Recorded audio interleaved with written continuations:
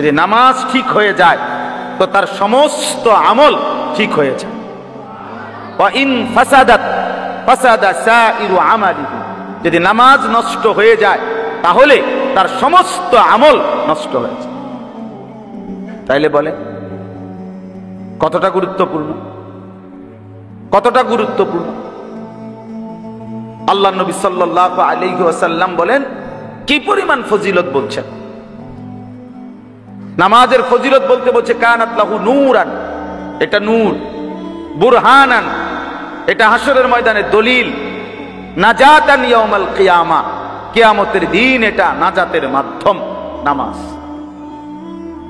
নামাজ মান হাফাযা আলাইহা, যে নামাজকে হেফাজত করে, ওমান লাম ইউহাফিজ আলাইহা, যে নামাজের হেফাজত করে না, লাম ইয়াকুন লাহু নূরুন ওয়ালা বুরহানুন ওয়ালা নাজাতুন ইয়াউমাল কিয়ামা, তার জন্য হাসরের দিন কোনো আলো হবে না, দলিল হবে না, নাজাতের কোনো ব্যবস্থা হবে। ওয়া কানা ইয়াউমাল কিয়ামাতি মা কারুন ওয়া ফিরআউন ওয়া হামান ওয়া উবাই ইবনে খালাফ, কিয়ামতের দিন ওই নিকৃষ্ট নাফরমান বেনামাজি সে কারুনের সাথে, ফেরাউনের সাথে, হামানের সাথে এবং মক্কার সবচেয়ে বড় কাফের সর্দার উবাই ইবনে খালাফ তার সাথে দাঁড়াবে। তাহলে এর চাইতে নিকৃষ্ট কাফেরের উপমা এই পৃথিবীতে নাই।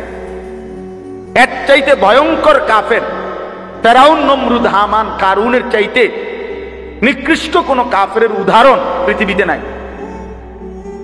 আল্লাহ তাআলা তাদের সাথে বেনামাজিকে তুলনা করছে।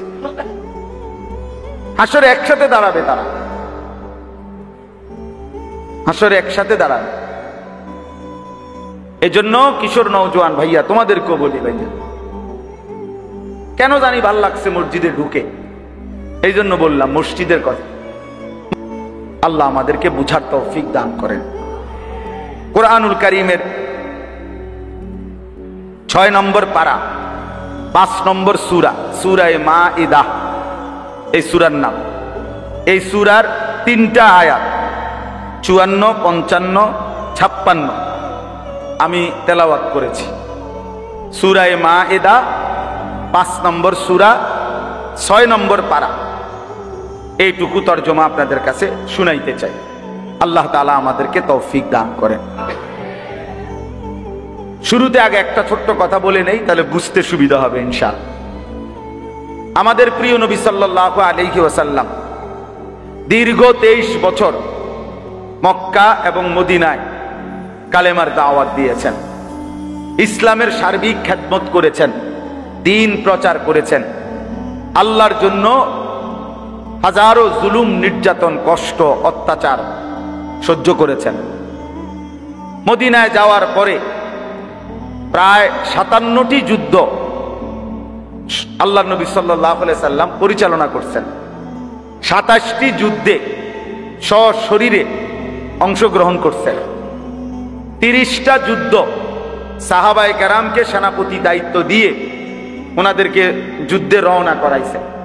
এই 57টা যুদ্ধে পরিচালনা, এটার মেয়াদ হইল মাত্র 9 বছর, মানে 9 বৎসরে 57টি যুদ্ধের তদারকি করছে। এর মধ্যে 27টি যুদ্ধে অংশগ্রহণ করছে।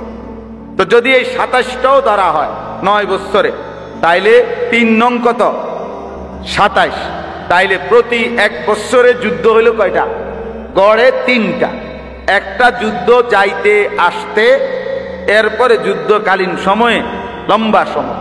তাহলে রাসূলুল্লাহ সাল্লাল্লাহু আলাইহি সাল্লাম অবসর নিলেন কখন? বিশ্রাম করলেন কখন? 30 পারা আল্লাহর পক্ষ থেকে এই 23 বছরে তিনি গ্রহণ করলেন। 24,000 বার, একটি বর্ণনা, বিশুদ্ধ বর্ণনায় জিবরাইল আলাইহিস সালাম আল্লাহর পক্ষ থেকে শুধু কোরআন নাজিল করেছেন নবীজির উপরে 24,000 বার। তাহলে 24,000 বার জিবরাইল আসছে শুধু কোরআন নিয়ে, কখনো 1 আয়াত, কখনো অর্ধেক, কখনো 1 সূরা, কখনো 10 আয়াত, এরকম এরকম 3 শব্দ নাজিল করছে। গায়রু উলিদ দরার, কোরআনের 3টা শব্দ আছে। গায়রু উলিদ দরার, এই তিনটা শব্দ আছে এরকম যে শুধু এই তিনটা শব্দ নাজিল করার জন্য আলাদা আছে নবীজি সাল্লাল্লাহু আলাইহি ওয়াসাল্লাম। তাইলে এই সময়ে এই 23 বছরে কোরআনুল কারীম গ্রহণ করতে গিয়ে তিনি কি পরিমাণ কষ্ট করেছেন। প্রত্যেকবারে হাদিসে আছে, আম্মা জান আয়েশা রাদিয়াল্লাহু তাআলা আনহা বলেন, ওয়া ইন্না জাবিনাহু লা ইয়াতাফাসসাদু আরাকান, নবীজির কপাল মোবারক, চেহারা মোবারক যখনই ওহী নাজিল হইতো, সেটা যদি কনকনে শীত ঠান্ডাও হতো, তারপরও আল্লাহ নবীর চেহারা মোবারক ঘামে একদম ভিজে যাইতো, দরদর করে ঘাম বাইয়া পড়ত। যদি ঘোড়া, গাধা, খচ্চর, উট এরকম কোন বাহনের পিঠে বসা অবস্থায় কোরআন নাজিল হতো, তো এই ওয়াহির ভারে, মানে কোরআনের শব্দের ভারে এই সরাসরি নবীজিকে নিয়ে এই ঘোড়া, গাধা, খচ্চর, উট বসে যায়, ভার এটা সহ্য করতে পারত না, এত ওজন, এত ভারী। তো কি পরিমাণ কষ্ট তিনি সয়েছেন। 27টি যুদ্ধ পরিচালনা করেছেন, নিজে অংশগ্রহণ করেছেন এই মদিনার 9 বছরে, মানে 10ম বছরে তো ইন্তেকালই করছেন। মদিনায় ছিলেন 10 বছর, কিন্তু 10ম বছরে তো কি ইন্তেকাল করছেন। তাইলে কি পরিমাণ কষ্ট ক্লেশ সহ্য করেছে। আমার বাপ একটা জরুরি বিষয় বলে রাখি, ছেলেরা তোমাদেরকেও বলি, ভাই, প্রিয় ভাই, পৃথিবীর কত মানুষের জীবনী সংক্ষিপ্ত হোক, বিস্তারিত হোক, কত জনের প্রোফাইল, কত জনের কত কিছু তো তোমরা জানো ভাই। শুনো, পড়ো, কিংবা মোবাইলে হোক, বাস্তবে হোক, পত্রিকায় হোক, রিপোর্টে হোক, কিন্তু একটা অনুরোধ, তো রাসূলুল্লাহ সাল্লাল্লাহু আলাইহি সাল্লামের পুরা জীবনীটা একটাবার পড়া দরকার, একটাবার পড়া। প্রত্যেকটা মুসলমান ছেলে, প্রতিটা বয়স্ক বাবা, আপনাদের পড়াও। অনেক আপনারা এখানে আছেন যাদের জীবনে এই সৌভাগ্য হয় নাই যে নবীজি সাল্লাল্লাহু আলাইহি সাল্লামের জীবনটা জন্মের পূর্বে থেকে আম্মাজান আমেনা, নবীজির মা, নবী সাল্লাল্লাহু আলাইহি সাল্লাম যখন ওনার গর্ভে ছিলেন, সেই তখন থেকে নিয়ে কি কি অলৌকিক বিষয় প্রকাশিত হয়েছে, এই থেকে শুরু করে আল্লাহ নবী সাল্লাল্লাহু আলাইহি সাল্লামের ইন্তেকাল পর্যন্ত কিভাবে তিনি জিন্দেগীর 63 বছর কাটাইলেন, এতটুকু জীবনীটা ধারাবাহিক বর্ণনা, শত শত কিতাব এই পৃথিবীতে আছে, শত শত, হাজার হাজার। বাংলাতেও আছে, উর্দুতেও আছে, ইংরেজিতেও আছে, আরবিতেও আছে, পৃথিবীর অন্যান্য ভাষাতেও আছে। কিন্তু দুর্ভাগা মুসলমান যে নবী সাল্লাল্লাহু আলাইহি সাল্লামের নামই শুনে, মুখে মুখে দাবিও করে ভালোবাসার, কিন্তু সেই নবী সাল্লাল্লাহু আলাইহি সাল্লামের একটা জীবনী, উনার পুরা হায়াত না নিজে পড়ছে, না কাউরি দিয়ে বলে না আচ্ছা ঠিক আছে আমি দেখা পড়তে পারি না, মাশাআল্লাহ ভালো কথা। আপনার তো ঘরে কেউ না কেউ আছে যে স্ত্রী, ছেলে, নাতনি, মেয়ে, কেউ না কেউ রিডিং পড়তে পারে, সাইয়া সাইয়া বাংলা পড়তে পারে, এমন লোক নাই একজনও এই ঘরে। এমন ফ্যামিলি কি আছে মনে হয়? কথা বলেন, আছে? এরকম ভাবনা হয়? কেউ না কেউ পড়তে পারে, তো তার থেকে শুনেন, তার থেকে শুনেন, সে পড়ুক, আপনি শুনতে থাকেন শুধু যে নাতি তুমি পড়ো আমি শুনি না। হযরতে হাসান রাদিয়াল্লাহু তাআলা আনহু, হাদিসের মধ্যে আছে, নবী সাল্লাল্লাহু আলাইহি সাল্লামের নাতি, উনি তো আল্লাহ নবী সাল্লাল্লাহু আলাইহি সাল্লামকে দেখছেন, এরপরেও নবীজি সাল্লাল্লাহু আলাইহি সাল্লামের ইন্তেকালের পরেও তিনি মাঝে মাঝে উনার মামা হযরত খাদিজা রাদিয়াল্লাহু তাআলা আনহা উনার ভাইকে জিজ্ঞেস করতেন যে মামা আপনি আমারে বলেন তো যে রাসূলুল্লাহ সাল্লাল্লাহু আলাইহি সাল্লামের আকৃতির বর্ণনাটা কেমন ছিল, কি নাক কেমন, চোখ কেমন, হাত কেমন, কপাল কেমন, কান কেমন, দাঁত কেমন, ঠোঁট কেমন, তিনি বর্ণনা দিতেন। নবী সাল্লাল্লাহু আলাইহি সাল্লামের বংশের এই নাতনিরা, নাতিরা, তারা মনোযোগ দিয়ে শুনতে থাকতেন।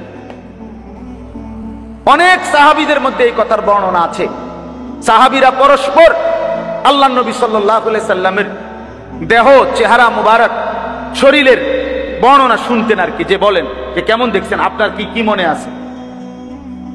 তাইলে রাসূলুল্লাহ সাল্লাল্লাহু আলাইহি সাল্লাম সম্পর্কে জানতে চাওয়া, নবীজি সাল্লাল্লাহু আলাইহি সাল্লামকে থেকে ওনার জীবনী শোনা অনেক বড় একটা, অনেক বেশি একটা ভালোবাসা, মহব্বতের দাবি। আমরা কিতাবে পড়ছি 5টি জিনিস যে ব্যক্তি, আমার খুলনার হযরত বলছেন, হযরত মাওলানা মুফতি নুরুল আমিন সাহেব, যে ব্যক্তি 5টি জিনিস নিয়মিত আমল করবে, আল্লাহ রাসূল সাল্লাল্লাহু আলাইহি সাল্লামের ভালোবাসা তার বাড়তেই থাকবে। 1 নাম্বার, প্রতি সোমবারে রোজা রাখা। যে প্রত্যেক সোমবারে রোজা রাখবে তার কলিজার ভিতরে রাসূলুল্লাহ সাল্লাল্লাহু আলাইহি সাল্লামের ভালোবাসা বাড়তেই থাকবে। নবী সাল্লাল্লাহু আলাইহি সাল্লাম যেহেতু প্রত্যেক সোমবারে রোজা রাখতেন, আল্লাহ নবী সাল্লাল্লাহু আলাইহি সাল্লাম নিজে রোজা রাখতেন সারা বছর। এবং নবীজি সাল্লাল্লাহু আলাইহি সাল্লামকে জিজ্ঞেস করা হয়েছে, আপনি ইয়াউমুল ইসনাইন মানে সোমবারে রোজা কেন রাখেন? আল্লাহ নবী সাল্লাল্লাহু আলাইহি সাল্লাম বলেন, ফীহি বুলিততু ওয়া ফীহি উনজিলা আলাইয়া, এই দিনে আমি জন্মগ্রহণ করেছি এবং এই দিনেই আমার উপরে কোরআন নাজিল হয়েছে। এজন্য বাবাদেরকেও বলি, বাপ ধাক্কাধাক্কি পরে কইরেন, সুন্নি ওয়াহাবি পরে কইরেন, আশেক দুশ্মন পরে ঠিক কইরেন। আগে নবীজি সাল্লাল্লাহু আলাইহি সাল্লামের এই কথাটা সঠিক কিনা এটা আপনি যে যার তরিকার যে হুজুর তারই জিজ্ঞাসা করেন। আমার কথাটা বোঝেন না? আমার থেকে না, যে যেই তরিকার হুজুরে পছন্দ করেন, উনি যদি আলেম হয়, হুজুর হয়, ওনারে বলেন যে এই কথাটা সঠিক কিনা যে আল্লাহ নবী সাল্লাল্লাহু আলাইহি সাল্লাম প্রত্যেক সোমবারে রোজা রাখতেন, এইটা ঠিক কিনা। 2, এটাও বলেন যে নবীজি যে এটার কারণ বলছে যে এই দিনে আমি জন্মগ্রহণ করেছি এবং এই দিনে আমার উপরে কোরআন নাজিল হয়েছে, এই যে নবীজি এটা বলছে এটা ঠিক কিনা। যদি ব্যাঠিক হয় এটা, তাইলে আমার বিচার হবে, এটা পরে। কিন্তু যদি এটা ঠিক হয় তাহলে ইনসাফ তো এটাই বলে যে তার জন্মদিন তিনি যেভাবে পালন করছেন আমাদের জন্য এটাই অনুসরণীয়। কথা বোঝেন নাই আপনি? এটা ইনসাফ কিনা, ঠেলাঠেলি ধাক্কাধাক্কি এটা পরে। আগে বিবেক কি বলে, বিবেক কি বলে। নবীজি সাল্লাল্লাহু আলাইহি সাল্লামের কথা, নবীজির কাজ, নবীজির সমর্থন, এটাই তো আমাদের অনুসরণ। কথা বলেন না? আমরা অনুসরণ কি বুঝি? নবীজিকে অনুসরণ করতে আল্লাহ বলছে কিনা? কথা বলেন, বলছে কিনা? তো সেই অনুসরণ মানে কি? নবী সাল্লাল্লাহু আলাইহি সাল্লামের কথা, তার কাজ, তার সমর্থন, সাহাবায়ে কেরামের বর্ণনা যেগুলো, তো সেটাই তো আমরা সমর্থন করা, অনুসরণ করা, এটাই তো সুন্নাত, এটাই তো ভালোবাসা, এটাই তো মহব্বত, এটাই তো মহব্বত। তো তিনি উপাস থাকতেন সুবহে সাদিক থেকে সন্ধ্যা পর্যন্ত। তিনি নিজের জন্মের জন্য সারা বছর 52টা সোমবার, তো 52টা সোমবারে বছরে 52টা রোজা রাখতেন, সোমবারে রোজা রাখতেন। তিনি রোজা রাখতেন, রোজা মানে না খাওয়া একটা নির্ধারিত সময়। তাইলে তিনি না খেয়ে নিজের জন্ম পালন করতেন। ভালোবাসার দাবিদার উম্মত সর্বোচ্চ মজাদার খাবার খেয়ে তিনি সেই নবীর জন্মদিন পালন করছি আমরা। ঠিক আছে, যদি এটাই ইনসাফ হয় তাহলে হাসরের ময়দানেই ফায়সালা হবে ইনশাআল্লাহ। এটাই যদি হয় যে ইনসাফ, যে তিনি রাখছেন রোজা আর আমি খাই খানা, আমি খাই বিরিয়ানি, আমি খাই ডেকে ডেকে খিচুড়ি, ঠিক আছে, তো ঠিক আছে, মানে পিড়াপিড়ির কি দরকার? আপনার বিবেক যদি এটাই বলে তো ঠিক আছে, হাসরের ময়দানেই ফায়সালা হবে। বুঝেন নাই কথাটা? হাসরের ময়দানেই ফায়সালা হবে কোনটা ইনসাফ। তিনি যদি বছরে 52 বার, এক বছরে 52টা জুমা, তাহলে 52টাও সোমবার। তাইলে এরকম প্রত্যেক সোমবারে যদি তিনি রোজা রাখেন এবং তিনি কারণ বলছেন, তাহলে আমাদের জন্য তো নবী সাল্লাল্লাহু আলাইহি সাল্লামের জন্ম, নবীজির মিলাদ, নবীজির আগমন, নবীজির এই পৃথিবীতে আবির্ভাব, এই ক্ষেত্রে আমাদের করণীয় কি, এটা আমরা নিজেরা গবেষণা করে বাইর করার দরকার কি? তিনি তো ঠিক করে দিছেনই। কথা বোঝেন নাই? এ ব্যাপারে যদি ওনার থেকে কোনো তথ্য না থাকতো তাইলে না আমি চিন্তা করতাম যে আমি কি করতে পারি। আর তা আল্লাহ নবী সাল্লাল্লাহু আলাইহি সাল্লাম থেকে কোনো আমল আছে কিনা, বলেন না কেন আছে কিনা? সেটা কি? কোন দিন? বছরে কয় দিন? তো মানে যতটা সোমবার, আর 52 হোক আর 54 সোমবার সোজা হিসাব। আল্লাহ আমাদেরকে বুঝার তৌফিক দান করেন। আমি ব্যক্তিগতভাবে এই জন্য ঝগড়ার পক্ষপাতী না। 21 বছরে কারোর লগে কোনোদিন কোনো, আমার ওয়াজের বয়স আলহামদুলিল্লাহ আল্লাহর দয়ায় 21 বছর। 21 বছরে আমি কোনোদিন কারোর লগে বহস করি নাই, বহস করতেও হয় নাই। কিতাম বহস করবো? আমি কইছি আমার কথা, আমনে কোন আল্লাহর বান্দা যারটা অনুসরণ করে, আমার সমস্যা কি? কথা বোঝেন না আমার? আমি আপনাদেরকে বলছি, আপনি বললেন যে না হুজুর আপনার কথা বুঝে ধরে না, খালনি তো ঠিক আছে, এটা ফেলে দেন। আপনি যেটা ভালো লাগছে আপনি সেটাই মানেন, অসুবিধা কি? আমার দায়িত্ব তো বলা না, আপনার মাথার বাড়ি দেওয়ানি আমার দায়িত্ব, আপনাকে জবরদস্তি করা আমার দায়িত্ব। খালাস, আপনার দায়িত্ব বিশ্লেষণ করা, আকলে সালিম দিয়ে ভাবা, কোরআন সুন্নাহ থেকেই গ্রহণ করা, কোরআন সুন্নাহ থেকেই গ্রহণ করা। অমুকে কি কম বুঝেনি, অমুকে কি বেশি বুঝেনি, এটার দরকার কি? মনে করেন সবাই বুঝে, তো সবার বুঝের থেকে আপনি যেহেতু একাধিক মত, তাইলে আপনি তো এতটুকু সিদ্ধান্ত নেন আল্লাহ নবী সাল্লাল্লাহু আলাইহি সাল্লামের থেকেই আমি গ্রহণ করব, সাহাবাদের থেকেই গ্রহণ করব, তাইলেই নিরাপদ, তাইলেই নিরাপদ, তাইলেই নিরাপদ। আল্লাহ আমাদেরকে বুঝার তৌফিক দান করেন। চলেন, 2 নাম্বার হলো, 1 নাম্বার হলো সোমবারে রোজা রাখা, 3 নাম্বার প্রত্যেক কাজে, 2 নাম্বার নবীজির শেখানো কিছু দোয়া আছে, যে ব্যক্তি ওই দোয়াগুলো পড়তে থাকে, বিশ্বাস করেন কিতাবে আছে, আল্লাহ রাসূল সাল্লাল্লাহু আলাইহি সাল্লামের প্রতি ভালোবাসা তার বাড়তেই থাকে। মানে তিনি বাথরুমে ঢুকতে যেই দোয়া পড়তেন, বের হইয়া যেই দোয়া পড়তেন, মসজিদে ঢুকতে যেই দোয়া পড়তেন, মসজিদ থেকে বের হয়ে যেই দোয়া পড়তেন, ঘুমের শুরুতে যেই দোয়া পড়তেন, ঘুম থেকে উঠে দোয়া পড়তেন, খাবারের আগে দোয়া পড়তেন, খাবারের পরে দোয়া পড়তেন, সফরে বের হইলে দোয়া পড়তেন, ঘরে ফিরলে দোয়া পড়তেন, যানবাহনে উঠলে দোয়া পড়তেন, নামলে দোয়া পড়তেন, উঁচা জায়গায় উঠলে দোয়া পড়তেন, নিচু জায়গায় নামলে দোয়া পড়তেন, সমান্তরাল জায়গায় হাঁটলে দোয়া পড়তেন। এভাবে আল্লাহ নবী সাল্লাল্লাহু আলাইহি সাল্লাম নতুন পোশাক পরলে দোয়া পড়তেন, নতুন চাঁদ দেখলে দোয়া পড়তেন। এরকম হরদম আলাদা আলাদা, ভিন্ন ভিন্ন, সূর্য ডুবলে দোয়া পড়তেন, সূর্য উঠতে দোয়া পড়তেন। এগুলো আলাদা আলাদা হাদিসের মধ্যে, কিতাবের মধ্যে কোনো মতানৈক্য ছাড়াই বর্ণনা আছে। এই দোয়া এগুলোর মধ্যে সুন্নি ওয়াহাবি নাই, কথা বোঝেন নাই? মানে এটা বলে যে উনি একটা কয়, অমুকে হুজুরে আরেকটা কয়, না না, এই হুজুর আর হে হুজুর কব কিন্তু বলছে নবীজি। এনে আমি কি কই আপনি কি কই, এই কথার দর সময় কই। তাইলে এই দোয়াগুলো আল্লাহ নবী সাল্লাল্লাহু আলাইহি সাল্লামের যে শিখে পড়তে থাকে, আল্লাহ রসুলের ভালোবাসা তার বাড়তেই থাকে। এখন ইনসাফ করেন, ছেলেরাও ভাবো, বাবারাও ভাবেন, কয়টা পারেন। সাদওয়ানে গপ মারন আর লম্বা লম্বা গপ মারন, আর হ্যাঁ লইয়া ছোড়ন, এক বেড়া কথাবার্তা সাবধানে বলিস বেড়া, এটা তো সহজ।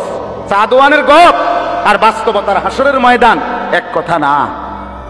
আখেরাত সাদওয়ান না, আখেরাত বন না, চা বিস্কুট। আখেরাত অনেক বড় বিষয়, অনেক লম্বা সময়। আখেরাত অনেক বড় হিসাবের জায়গা, যেদিন পুরা জিন্দিগির সেকেন্ড সেকেন্ড হিসাব দিতে হবে, ওইটাকে বলে আখেরাত। দোস্ত, হাসিটার হিসাবও দিতে হবে, কান্নার হিসাবও দিতে হবে, ঘন্টার হিসাবও দিতে হবে, মিনিটের হিসাবও দিতে হবে, সেকেন্ডের হিসাবও দিতে হবে। যুবক ভাইয়া, 24 ঘন্টা তোরেও আল্লাহ দেখে, আমারেও আল্লাহ দেখে, বুড়ারেও আল্লাহ দেখে, জওয়ানকেও আল্লাহ দেখে, অন্ধকার রাতেও আল্লাহ দেখে, দিনের আলোতেও আল্লাহ দেখে। রাত 2টা বাজে মোবাইলে উলঙ্গ ছবি দেখো, নারী দেখো, নর্তকী দেখো, জিনা ব্যভিচারের দৃশ্য দেখো।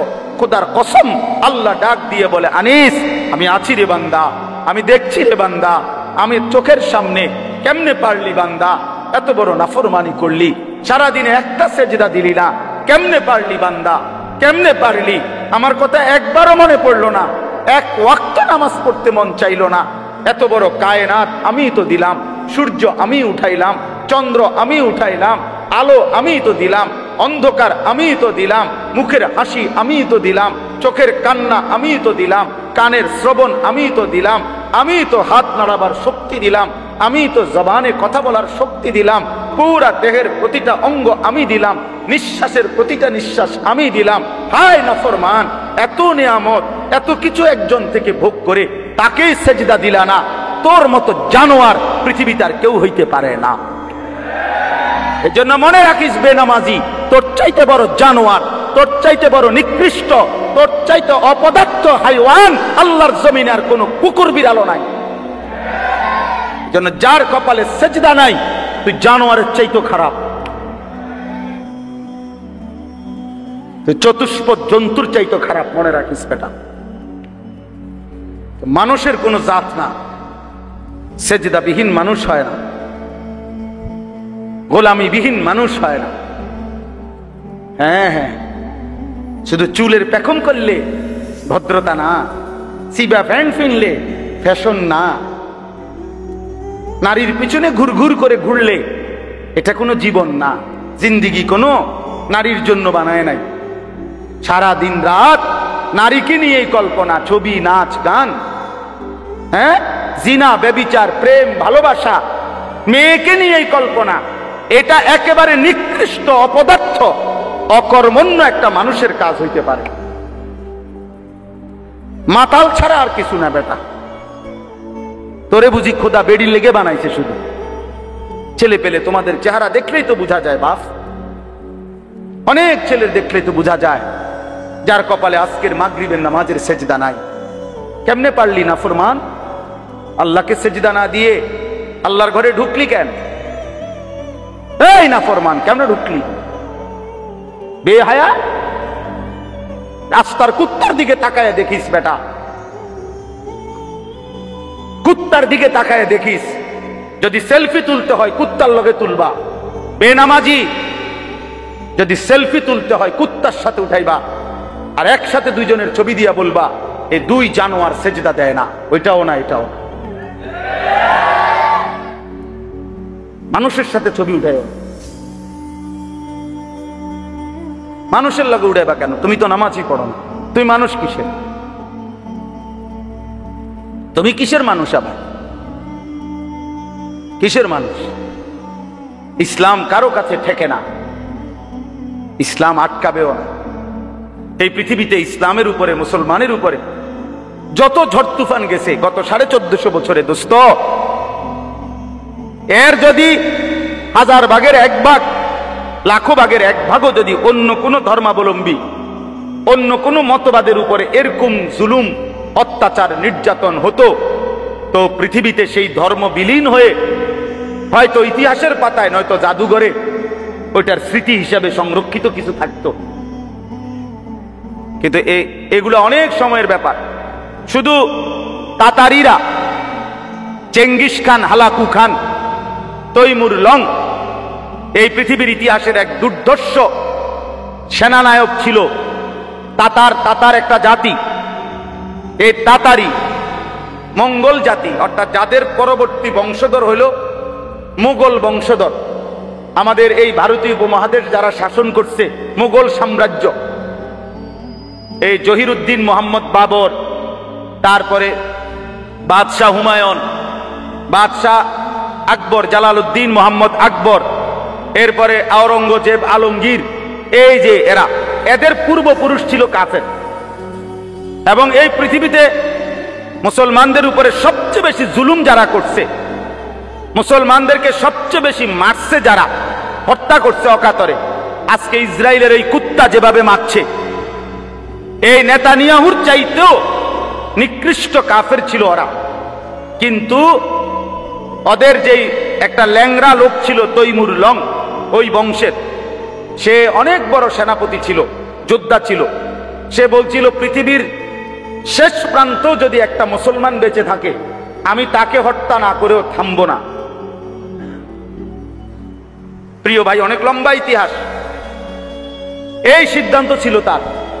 শুধু বাগদাদে 15 দিনে, ওই যুগে মনে করেন আজ থেকে 700-800 বছর আগে, শুধু বাগদাদে, ইরাকের, তখন মুসলমানদের রাজধানী ছিল বাগদাদ ওই জমানায়, শুধু 15 দিনে কমপক্ষে 7 লক্ষ মুসলমানকে অকাতরে রক্তে ভাসাইয়া মানে শহীদ করছে, হত্যা করছে।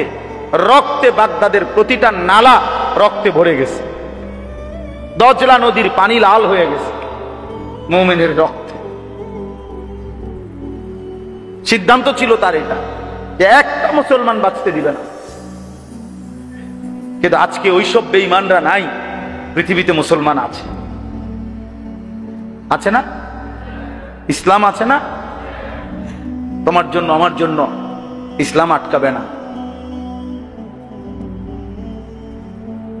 তুমি হেরে যাবা, আমি হেরে যাব।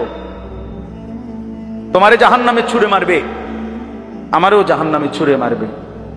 আল্লাহর দ্বীনের জন্য, ইসলাম কিয়ামত পর্যন্ত চলার জন্য যে পরিমাণ যখন লোক দরকার, রব্বে কারীম তা তৈরি করতেই থাকবেন, তৈরি করতেই থাকবেন, তৈরি করতেই থাকবেন।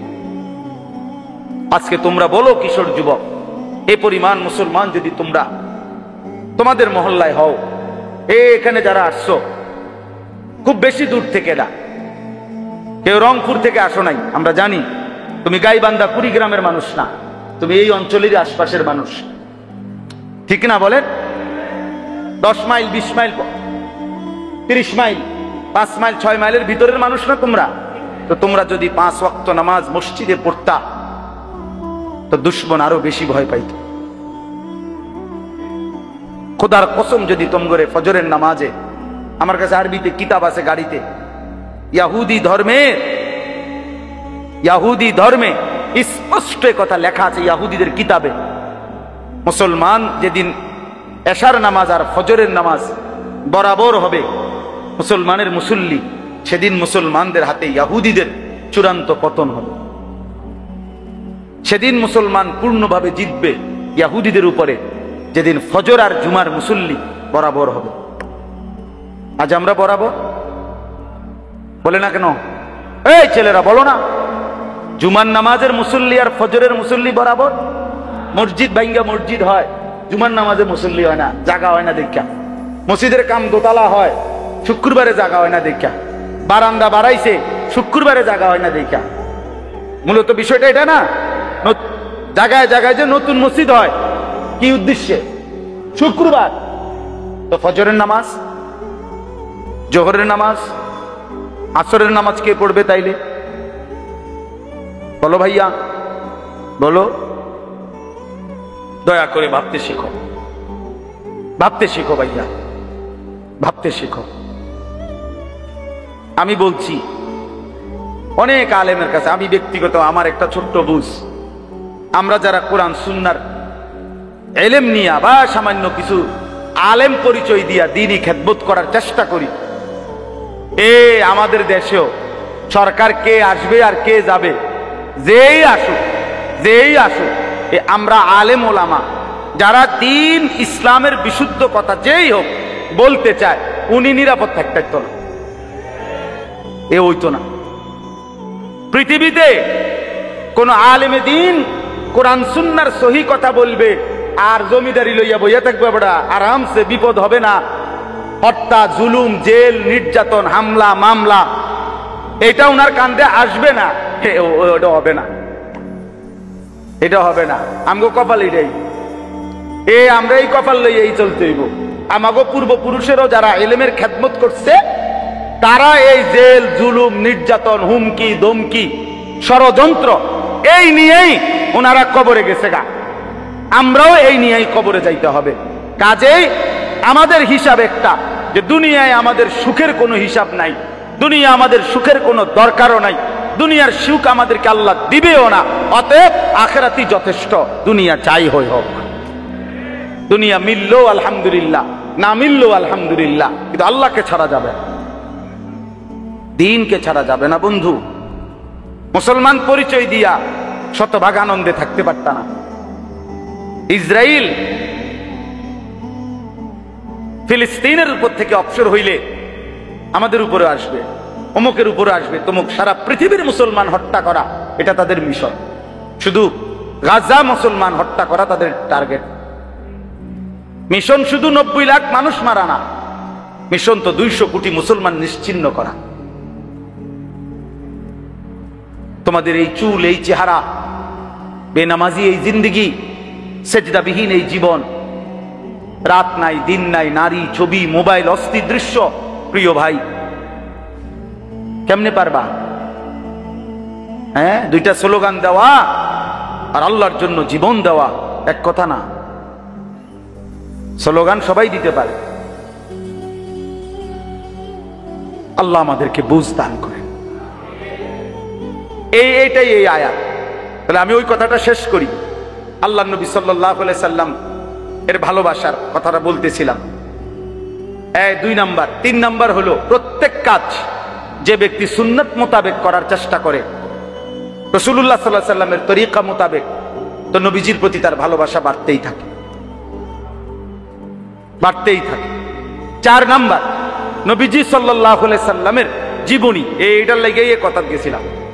নবীজির সাল্লাল্লাহু আলাইহি সাল্লামের জীবনী 63 বছরের হায়াত যে নিয়মিত পড়তে থাকে, কখনো 1 পৃষ্ঠা 2 পৃষ্ঠা করে অল্প অল্প করে পড়তেই থাকে, তো আল্লাহ রাসূল সাল্লাল্লাহু আলাইহি সাল্লামের প্রতি ভালোবাসা তার বাড়তেই থাকে।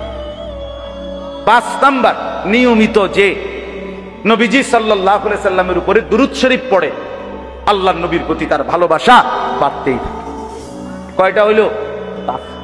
সোমবারে যে রোজা রাখে, নবীর প্রতি তার ভালোবাসা বাড়তেই থাকে। প্রত্যেক কাজে নবীজির শেখানো দোয়াগুলো যে পড়তে থাকে, নবীজির প্রতি তার ভালোবাসা বাড়তে থাকে। সব কাজ যে সুন্নত মোতাবেক করতে থাকে, নবীজির প্রতি তার ভালোবাসা বাড়তেই থাকে। প্রতিনিয়ত আল্লাহর নবীর জীবনী যে পড়তে থাকে, শুনতে থাকে, নবীজির প্রতি তার ভালোবাসা বাড়তে থাকে। আর নবী সাল্লাল্লাহু আলাইহি সাল্লামের উপরে বেশি বেশি যে দুরূদ শরীফ পড়ে, নবীজি সাল্লাল্লাহু আলাইহি সাল্লামের প্রতি তার ভালোবাসা বাড়তে থাকে। আল্লাহ আমাদেরকে তৌফিক দান করেন। এবার শুধু তরজমা শুনেন, তাইলে আমার কথা শেষ। আমি যা বলার বলে ফেলছি। ইয়া আইয়ুহাল্লাযীনা আমানু, হে ঈমানদারগণ, মান ইয়ারতাদ্দা মিনকুম আন দীনিহি, আল্লাহ নবী সাল্লাল্লাহু আলাইহি সাল্লামের ঈমানদার উম্মত আমাদেরকে আল্লাহ লক্ষ্য করে বলছে, ছেলেরা বাপ তোমরাও শোনো, বাপ তোমরাও শোনো। আল্লাহ তাআলা বলেন, হে ঈমানদারগণ, মান ইয়ারতাদ্দা মিনকুম আন দীনিহি, তোমাদের মধ্যে যেই আল্লাহর দ্বীন থেকে, ইসলাম থেকে ফিরে যাবে, ইসলামকে ত্যাগ করবা, আল্লাহর বিধান, আল্লাহর কোরআনকে যারা ত্যাগ করবা, তো আল্লাহ তাআলা বলেন, ভেবো না যে আমি আল্লাহ তোমার কাছে আটকায় যাব। ফাসাউফা ইয়াতিল্লাহু বিকাউমিন, আমি অচিরেই অল্প সময়ের ব্যবধানে নতুন জাতি নিয়ে আসব, নতুন মানুষ তৈরি করব। কেমন কেমন মানুষ তৈরি করব? 1, ইউহিব্বুহুম ওয়া ইউহিব্বুনা, যারা আল্লাহকে ভালোবাসবে, আল্লাহও তাদেরকে ভালোবাসবে। 2, আদিল্লাতিন আলাল মুমিনিন আইজ্জাতিন আলাল কাফিরিন, যারা মুমিনদের প্রতি হবে নম্র, কাফেরদের প্রতি হবে কঠোর। 3, ইউজাহিদুনা ফি সাবিলিল্লাহ, যারা আমৃত্যু আল্লাহর পথে যুদ্ধ করতে থাকবে, ওয়ালা ইয়াখাফুনা লাউমাতা লাইম, কারো কোনো নিন্দা, ভৎসনা, তিরস্কারে ভয় পাবেন, ভয় পাবেন, সমাধান মৃত্যুই। এজন্য আল্লাহ তাআলা বলেন, বান্দা তুমি আমারে ঠেকাইও না, আমি সব সময় এই 3 গুণওয়ালা আমার জাতি রেডি রাখি, এই পৃথিবীতে থাকবে। 3 গুণ মানে 2টা 2টা করে, প্রতি গুণে 2টা, মোট 6টা গুণ। 3 গুণারি মানে 3টা, প্রতিটার মধ্যে 2টা। আল্লাহ তাদেরকে ভালোবাসবে, তারাও আল্লাহকে ভালোবাসবে। 2, তারা ইমানদারের প্রতি হবে নম্র, কাফেরের প্রতি হবে কি? কঠোর। 3, তারা আল্লাহর পথে যুদ্ধ করবে এবং কারো কোনো নিন্দা ভৎসনায় কি করবে না? ভয় পাবে, ভয় পাবে। এরপরে আল্লাহ বলেন, যালিকা ফাদলুল্লাহ ইউতিহি মান ইয়াশা, এমন নিয়ামত, এমন গুণ, এমন মুমিন, এমন ইমানদার আল্লাহ যাকে চান দয়া করে তাকেই দান করেন। এই জন্য ভাইয়া ভাত আল্লাহ সবাইরে খাওয়ায়, ভাত আল্লাহ সবাইরে খাওয়ায়, কিন্তু ইবাদত, সিজদা, আখিরাতের আমল, আল্লাহর বন্দেগী সবাইকে দিয়ে আল্লাহ করায় না। এটা আল্লাহ যারে পছন্দ করে তারে আল্লাহ তাআলা সেজদা দেওয়ার তৌফিক। এই জন্য তোমরা যারা এখন খাইতেছো, ঘুমাইতেছো, পেশাব পায়খানা করতেছো, আর নারী দেখো, ছবি দেখো, মা কিছু বলে না, বাপ কিছু বলে না, সবার বাঁধন থেকে তোমরা ছুটে গেছো। এই সমাজের মুরব্বী, বয়স্ক, বাবা কেউ কিছু তোম করে, কিশোর জোয়ান ছেলে তোমাদেরকে আর বলে না। নিজের হাতে নিজেরে তুলে নিছো এবং নারী, ছবি, মোবাইলের কাছে নিজেরে সমর্পণ করে বন্ধুদের আড্ডায়, অসৎ লোকের আড্ডায় শেষ হচ্ছ। মনে রাখো, মনে রাখো ভাইয়া, এই পথ তোমারে জাহান্নামে নিয়ে যাবে। এই পথ তোমারে জাহান্নামে নিয়ে যাবে। একদিন তুমি টের পাইবা, কিন্তু সেদিন দেখবা ধাউ ধাউ করে আগুন জ্বলছে। একদিন তুমি বুঝবা, তুমিও বুঝবা, আমিও বুঝবো। আল্লাহ হেফাজত করেন। শেষ কথা হলো, আল্লাহ তাআলা বলেন ইন্নামা ওয়ালিয়ুকুম, এই ছেলেরা, বাবারা, বয়স্করা সবাই শুনেন, আল্লাহ আবার বলতেছে, অতএব বান্দা শুনো, তোমাদের সকলের বন্ধুত্ব হবে, বন্ধু হবে কে? মুমিনের বন্ধু কে? এক আল্লাহ, এই যে। দুই ওয়া রাসূলুহু, আল্লাহর রাসূল। তিন ওয়াল্লাযীনা আমানুল্লাযীনা ইউকিমুনাস সালাহ ওয়া ইউতুনাজ যাকাতা ওয়া হুম রাকিউন। তিন ওই সমস্ত ঈমানদার যারা বিনম্র চিত্তে নামাজ পড়ে এবং যাকাত প্রদান করে। বেনামাজি মুমিনের বন্ধু হইতে পারে, হারামখোর মুমিনের বন্ধু হইতে পারে না। সরাসরি কোরআনের আয়াত, ইন্নামা ওয়ালিয়ুকুম, তোমাদের বন্ধু হবে কেবল আল্লাহ ওয়া রাসূলুহু ওয়াল্লাযীনা আমানুল্লাযীনা ইউকিমুনাস সালাহ, ওই সমস্ত ঈমানদার যারা নিয়মিত নামাজ পড়ে, যারা নিয়মিত যাকাত,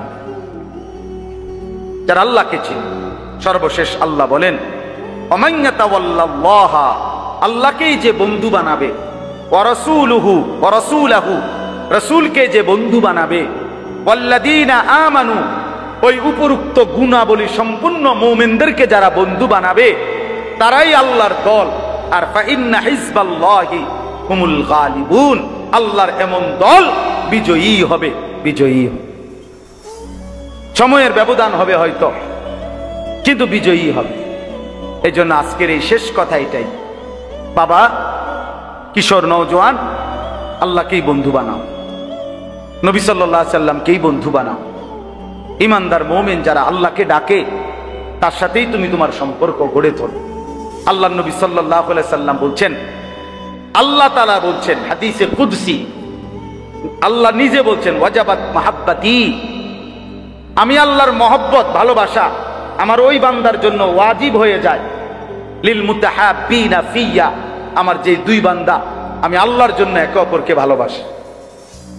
দুই ওয়াল মুতাজালিসিনা ফিয়া, যে দুই বান্দা আমি আল্লাহর জন্য পরস্পর বসে আমার আল্লাহর কথা শুনবে, দিন শুনবে, এই জন্যই যে আমরা বসছি। ওয়াল মুতাজাবিরিনা ফিয়া, আল্লাহর জন্যই, সন্তুষ্টির জন্যই একে অপরের সাথে সাক্ষাৎ করে, মোলাকাত করে। আল্লাহ বলে তাদেরকে ভালোবাসা আমি আল্লাহর জন্য ওয়াজিব। আল্লাহ তাআলা বলেন, হাদিসের মধ্যে আছে, হাদিসে কুদসি, এটাও আল্লাহ হাসরের দিন বলবে, আইনাল মুতাহাব্বুনা বিজালালি, আমি আল্লাহর জন্যই তোমরা যারা একে অপরকে ভালোবাসছিলা তোমরা কোথায়? হাত তোলো। আল ইয়াউমু উযিল্লুহুম ফি যিল্লি ইয়াউমা লা যিল্লা ইল্লা যিল্লি, আজ আমি তোমাদেরকে যারা আমার জন্য একে অপরকে ভালোবেসেছিলে আমি আল্লাহ আজকে তোমাদেরকে আমার আরশের নিচে ছায়া দেব, যেই আরশের ছায়া ব্যতীত আর কোথাও কোনো ছায়া নাই। এজন্য বন্ধু, দুষ্টকে বন্ধু বানায়ও না, কিশোর নওজোয়ান নষ্ট হইও না, চরিত্রহীনের খপ্পরে পড়ো না। নারী, ছবি, মোবাইল, উলঙ্গ দৃশ্য, অশ্লীলতা, বেহায়াপনা, অসভ্যতার নোংরামি, এটাই যে আলাপ করে অথবা নিজেদের মধ্যে বিশ্লেষণ করে, সে তোমার বন্ধু না। 3টা থেকে রাত 10টা যার সাথে তুমি কাটাইলা 7 ঘন্টা, এই 7 ঘন্টার মধ্যে 3 ওয়াক্ত নামাজ চলে গেছে, আসর, মাগরিব, এশা, অথচ বন্ধু নামের যেই জানোয়ার একবারও তোমারে নামাজের কথা বলে নাই, তো মনে রাখো ওইটা বন্ধু না, ওইটাই শয়তান, ওইটাই ইবলিস। শয়তান খুঁজো, ওই শয়তান, ওই দুষ্ট, ও বন্ধু না, ওই শয়তান, ওই ইবলিস। 7 ঘন্টা বন্ধু নামের শয়তান তোমার একবারও আল্লাহর কথা বলল না। মুসলমান 7 ঘন্টা খামখেয়ালি করে, 8 ঘন্টা, অথচ 8 ঘন্টার চাকরিতে অনেক মানুষের বেতন 30,000 টাকা, ডিউটি 8 ঘন্টা। স্ট্যান্ডার্ড টাইম কোতে ডিউটির চাকরি 8 ঘন্টা না তো? 8 ঘন্টায় মানুষের হায়াত চলে ডিউটিতে, 8 ঘন্টায় পরিবার 8 ঘন্টার উপার্জন দিয়ে চলে, আর তুমি সেই 8 ঘন্টাই খামখেয়ালি করলে, 8 ঘন্টাই তামসা করলা, কামড়া করলা কি ভাই? এটা কোনো কথা হইল? আল্লাহ আমাদেরকে হেফাজত করেন। আমার আরো অনেক আগে শেষ করে দেওয়ার কথা, কিন্তু আমি এরপরও একটু বেশি বললাম। আমি এতগুলো নওজোয়ান ছেলে তোমাদের কাছে অনুরোধ করি, প্রিয় ভাই আমার, বন্ধু আমার, আল্লাহর জন্য প্রস্তুতি নাও, দ্বীনের জন্য, আখিরাতের জন্য। আল্লাহ এবং তার রাসূলকেই ভালোবাসো। বয়স্ক বাবা চাচাদেরকে বলি, শেষ হায়াত চা দোকানে অথবা হারাম উপার্জনের নেশায় শেষ করেন। আখিরাত আছে, কিন্তু উপার্জন করে শেষ করতে পারতেন না। সংসারের প্রয়োজন শেষ হবে না বাবা, সুদের টাকা দিয়েও শেষ হবে না, হালাল টাকা দিয়েও শেষ হবে না, ঘুষ কিস্তির টাকা দিয়েও সংসারের প্রয়োজন শেষ হবে না বাবা। আপনি মরে যাবেন, সংসারের অনেক কিছু বাকি থেকে যাবে। আপনি যেদিন মরে যাবেন সেদিনও চাইল নাই, ডাইল নাই, পেঁয়াজ নাই, রসুন নাই, সোফা ভাঙ্গা, ফ্রিজ দিয়া পানি করে, জানালার চিটকারি নাই, বাথরুমে টয়লেট পেপার নাই, নুন নাই, হারভিক নাই, কথার কথায়, অর্থাৎ অনেক কিছুই চাহিদা থেকে যাবে। অতএব এই দুনিয়ার প্রয়োজন শেষ হয় না। অতএব দুনিয়া আপনি শেষ করেন না, হায়াত নষ্ট করেন, আখিরাতের প্রস্তুতি নেন। আল্লাহ তাআলা আমাদেরকে তৌফিক দেন।